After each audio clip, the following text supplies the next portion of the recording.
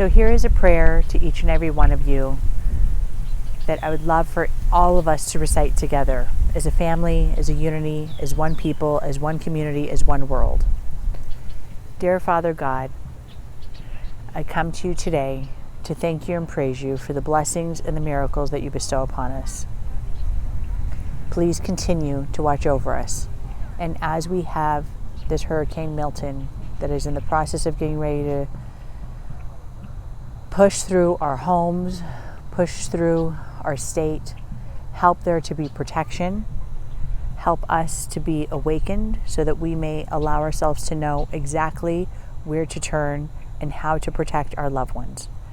Help to shield us from harm so that we may allow ourselves to live another day, receive another miracle, and be protected from the disastrous situation that is getting ready to confront us any moment.